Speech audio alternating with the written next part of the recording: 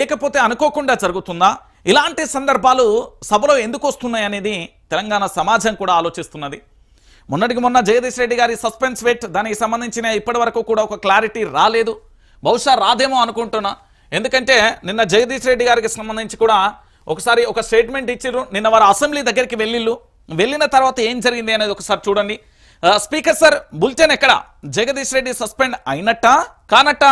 Suspend అయితే bulletin ఇవ్వండి, సైట్లో పెట్టండి. స్పీకర్కు వినతి ఇచ్చిన బీఆర్ఎస్ ఎమ్మెల్యేల బృందం. బులెటిన్ ఇస్తే సభకు రానంటూ ప్రశ్నించిన జగదీష్ రెడ్డి కోర్టుకు పోతాననే భయంతోనే ఇవ్వడం లేదు. ఇష్టారాజ్యంగా అసెంబ్లీ నడుస్తుంది, పద్ధతి ప్రకారం అసెంబ్లీ నడవడం లేదు. మాజీ మంత్రి ఎమ్మెల్యే జగదీష్ రెడ్డి చిట్చాట్ అంటూ కూడా ఇక్కడ చూస్తున్న పరిస్థితి కనబడుతుంది. ఇప్పుడు బీఆర్ఎస్ పార్టీలో ఉద్యమం నుంచి చాలా కీలకమైన నేతలను ఒకసారి మనం ఆర్డర్ వైజ్గా చూసుకుంటూ వద్దాం. కల్వకుంట్ల చంద్రశేఖరరావు, తన్నీరు హరీష్ రావు, తర్వాత జగదీష్ రెడ్డి. ప్రాధాన్యత ఉద్యమంకి సంబంధించి మొదటి నుంచి ఉన్న వ్యక్తులకు సంబంధించి చెప్తున్నా. అంటే వీరు ఏంది తెలంగాణ ప్రజల పట్ల, తెలంగాణ ప్రాంతం పట్ల, తెలంగాణ ఇక్కడ ఏదైతే సమస్యల పట్ల పూర్తి స్థాయిలో పోరాట పటిమ వారికి తెలుసు. ఎక్కడ ఎలాంటి సమస్యలు ఉన్నాయో కూడా తెలుసు. 10 సంవత్సరాలు మంత్రిగా కొనసాగిల్లు కాబట్టి సభలో సభ్యులను అధికార పార్టీని ఏ విధంగా ఇరుకున పెట్టొచ్చో తెలుసు. సో ఇవన్నీ జరుగుతున్న తరుణంలో పూర్తి స్థాయిలో కూడా జగదీష్ రెడ్డి గారు పూర్తిగా కూడా ఏంది అంటే కాంగ్రెస్ పార్టీకి సంబంధించిన వ్యాఖ్యలు ఏవైతే ఉన్నాయో వాటి కాంగ్రెస్ పార్టీకి సంబంధించిన నేతలు ఏవైతే మాట్లాడతారో, మంత్రులు కానీ ఎమ్మెల్యేలు కానీ లేదా ముఖ్యమంత్రి గారు మాట్లాడే మాటలకు వారిని ఇరుకున పెట్టడంతో పాటు వారికి పూర్తి స్థాయిలో ప్రశ్న అస్త్రాలను సంధిస్తారు. కాబట్టి వీరిని పూర్తిగా సస్పెన్స్ వేట్ వేశారా లేనట్టా అనేది కూడా తెలియాల్సిన పరిస్థితి కనబడుతుంది. ఎందుకంటే సస్పెన్స్ వేట్ వేస్తే ఖచ్చితంగా బులెటిన్ విడుదల చేస్తారు. అది వెబ్సైట్లో ఉంటుంది. వెబ్సైట్లో ఉంటే సదరు సభ్యుడు కోర్టుకు వెళ్లే అవకాశాలు కూడా ఉంటాయి. మరి ఈరోజు జగదీష్ రెడ్డి గారికి సంబంధించి ఇంకా దాన్ని హోల్డ్లో పెట్టడానికి కారణం ఏంటంటే రేపు కోర్టుకు వెళ్తే అసెంబ్లీకి సంబంధించి మళ్ళీ నోటీసులు వస్తాయి. మళ్ళీ నోటీసులు వస్తే అదే ఒక పెద్ద పంచాయతీగా మారుతాయి. దాంతోపాటు సభకు సంబంధించి ఏంది అంటే సభ ఏకపక్షంగా నడుస్తుందని ప్రజల్లోకి ఒక మెసేజ్ వెళ్ళడం కానీ లేదా ఇతరత్ర వెళ్ళే అవకాశాలు కూడా ఉండే అవకాశాలని. సో ఇలాంటి పరిస్థితులలో ఆ స్పీకర్కు సంబంధించి బులెటిన్ ఎక్కడ అంటూ కూడా వీరు అడిగిన పరిస్థితి కనబడుతుంది. సో మొత్తానికి ఇక్కడ బీఆర్ఎస్ పార్టీకి సంబంధించిన సభ్యులను ఇబ్బంది పెడుతున్నారు అనే అంశానికి సంబంధించి మీరు చాలా క్లారిటీగా కూడా చూడాల్సిన అవసరం కనబడుతుంది. ఇక దీంతో పాటు ఇంకొక అంశాన్ని మనం నిన్న చూస్తున్నాం.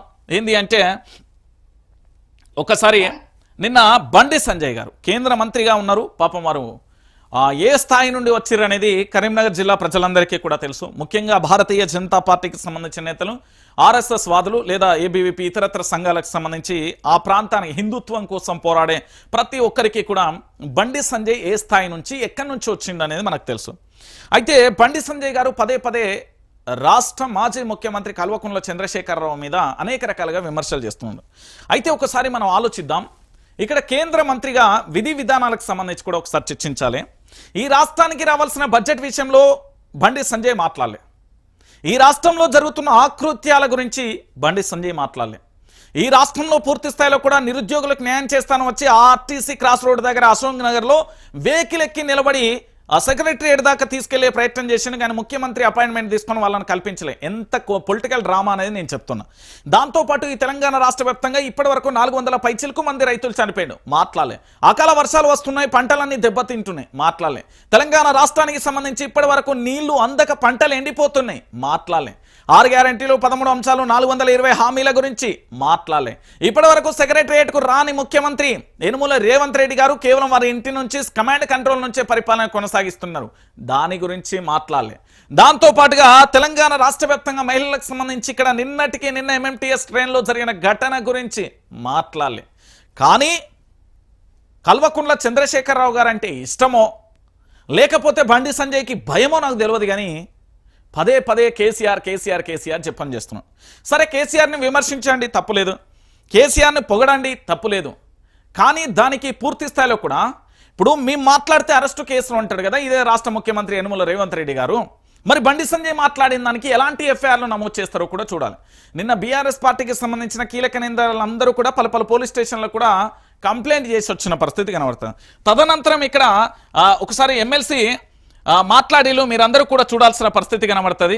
వారు ఏం మాట్లాడేలు ఏమైనా మాట్లాడాలో ఒకసారి మనం చూద్దాం. బండి సంజయ్కి సంబంధించి పూర్తి స్థాయిలో వారి మీద కీలకమైన వ్యాఖ్యలు చేశారు. ఏం జరిగిందో ఒకసారి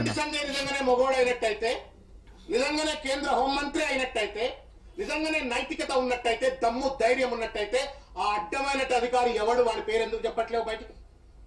ఎందుకు ఆ రోజు అధికారంలో ఉన్నటువంటి ఒక ముఖ్య నాయకుడు ఆ సదరు అధికారిని బీదర్కు పోకుండా ఆపిండు అని చెప్పని బండి సంజయ్ చెప్తా ఉన్నాడు. దమ్ము లేదా బండి సంజయ్ నీకు? చెప్పు, అధికారి పేరు చెప్పు. ఆ రోజు ఉన్నటువంటి ఒక ముఖ్య నాయకుడు ఎవడో వాడి పేరు చెప్పు. వాడి పేరు చెప్పవు, వీడి పేరు చెప్పవు. అడ్డమైనటువంటి ఒక వెధవ లెక్కను ఇష్టం వచ్చినట్లు ఇవాళ కేసీఆర్ గారి పైన నిరాధారమైన ఆరోపణలు చేస్తే న్యాయమా బండి సంజయ్ అని చెప్పని ఇవాళ నేను ప్రశ్నిస్తా ఉన్నాను. ఇవాళ దేశ అంతర్గత రక్షణకు బాధ్యుడైనటువంటి ఒక హోంశాఖకు మంత్రిగా ఉండి కుక్కతో గుండ్రాయి కట్టినా చక్కగా కాదన్నట్టుగా ఇవాళ బండి సంజయ్ గారు వ్యవహరిస్తా ఉన్నారు. ఎలుకతోలు ఎంత ఉతికినా నలుపు నలుపే గాని తెలుపు కాదు అన్నట్టుగా ఇవాళ బండి సంజయ్ గారు వ్యవహరిస్తా ఉన్నారు. అల్జిమర్ వ్యాధి ఉందేమో బండి సంజయ్కి, అర్థం కావట్లేదు. కరీంనగర్ కార్పొరేటర్ కాదు అయ్యా నువ్వు, కరీంనగర్ గల్లీ లీడరు కాదయా నువ్వు. ఢిల్లీలో పార్లమెంటు సభ్యుడివి, ఢిల్లీలో కేంద్ర మంత్రివి. కరీంనగర్ కార్పొరేటర్ కాదు బండి సంజయ్, నువ్వు కరీంనగర్ ఎంపీవి. ఈ సోయి మరిచి ఇవాళ ఇష్టం వచ్చినట్టు మాట్లాడుతా ఉండు. నేను ఇంత పరుషంగా మాట్లాడను, కానీ మాట్లాడాల్సిన అవసరం ఏర్పడతా ఉంది. ఎందుకంటే ఉన్నతమైనటువంటి ఒక పదవుల్లో ఉన్న వాళ్ళు ఆరోపణలు చేసినప్పుడు ఆ ఆరోపణలు సహేతుకంగా రుజువు చేయవలసిన ఒక బాధ్యత వాళ్ళపైన ఉంటుంది. వెనకటికి ఒక ఎర్రోనికి మల్లెపువ్వు ఇస్తే ఎక్కడో పెట్టుకుని వాసన చూసినట్టుగా ఇవాళ అంత పెద్ద కేంద్ర మంత్రి పదవిని నరేంద్ర మోడీ కట్టబెట్టి, భారతీయ జనతా పార్టీ కట్టబెడితే ఆ పదవిలో కూర్చొని వాడెవడో అడ్డమైనోడు ఏదో చెప్తే ఇంకెవడో అడ్డమైనోడు ఇంకేమో చెప్పిండు అని చెప్పని అడ్డమైన భాషలో అడ్డదిడ్డంగా బండి సంజయ్ మాట్లాడుతూ ఉంటే నవ్వాలనా ఏడవాలనా సిగ్గుపడాలనా అర్థం కావట్లా. Bandi Sanjay is not an individual. Bandi Sanjay Bharatiya Janata party నాయకుడే కాదు, బండి సంజయ్ నా భారత ప్రభుత్వానికి కేంద్ర మంత్రి కూడా. ఒక మంత్రి హోదాలో ఉండి తెలంగాణ తొలి ముఖ్యమంత్రి, ఇవాళ శాసనసభ్యుడు, leader of the opposition, Telangana జాతిపిత కేసు. రైట్, ఇది పరిస్థితి అండి. ఎందుకు మీకు ఈ వీడియో చూపెట్టినా అంటే దాసో శ్రవణ్ గారు ఎమ్మెల్సీ బీఆర్ఎస్ పార్టీ నుంచి మొన్ననే ఎమ్మెల్యే కోటాలలో ఎమ్మెల్సీగా వారు పదవిని అయితే తీసుకున్నారు. అయితే ఇక్కడ విషయం ఏంటంటే బండి సంజయ్ గారు చేసిన వ్యాఖ్యలకు సంబంధించి అది దొంగ నోట్ల ప్రింటర్ రకరకాలుగా ఆరోపణలు చేశారు. అయితే ఒక వ్యక్తి ఆరోపణ చేసినప్పుడు దానికి నిజాలు ఏంటో కూడా చెప్పాల్సిన అవసరం ఆవశ్యకత ఎంతైనా ఉంటుంది. అయితే ఈరోజు తెలంగాణ రాష్ట్ర రాజకీయాలలో మీరు ఇప్పటి వరకు చూడని ఒక చిత్రమైన ఘటన ఏంటంటే, అతను కార్పొరేటర్ కాదండి, కరీంనగర్ ప్రాంతానికి ఎంపీ, మెంబర్ ఆఫ్ పార్లమెంట్. కరీంనగర్కి ఎన్ని నిధులు తెచ్చిండు, ఎన్ని అభివృద్ధి చేసిండు అంటే సెంట్రల్ నుండి తీసుకొచ్చిన ఫండ్స్ ఏ మేరకు అభివృద్ధి చేసిండు. నెంబర్ 2, దాంతోపాటు కేంద్ర మంత్రి పదవిలో ఉండి ఒక రాష్ట్రానికి సంబంధించిన ఉద్యమ నేత, మాజీ ముఖ్యమంత్రి మీద వల్గర్ భాష మాట్లాడడం ఎంతవరకు కరెక్టు? దీని మీద తెలంగాణ రాష్ట్ర ముఖ్యమంత్రికి సంబంధించి యనుమల రేవంత్ రెడ్డి ప్రభుత్వానికి సంబంధించి ఏమైనా చర్యలు తీసుకుంటుందా అంటే లేని పరిస్థితి కనబడుతుంది.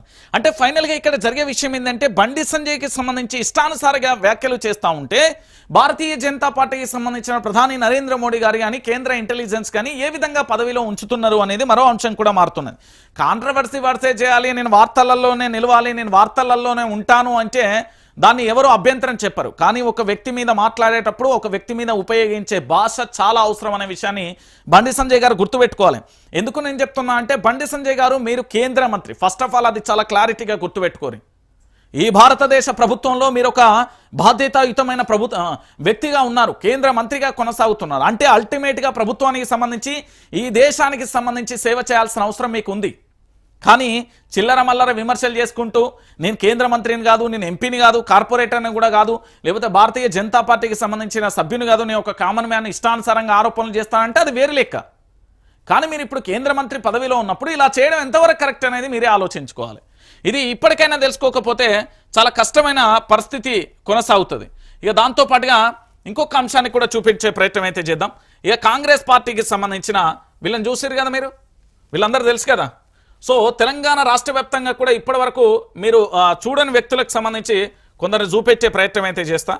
ఎందుకంటే ఒకసారి బండి సంజయ్ గారు కూడా నిన్న మాట్లాడిరు, వారు కూడా ఏం మాట్లాడిరు ఏం కథ అనేది ఒకసారి మనం చూడాల్సిన అవసరం ఆవశ్యకత ఉంది.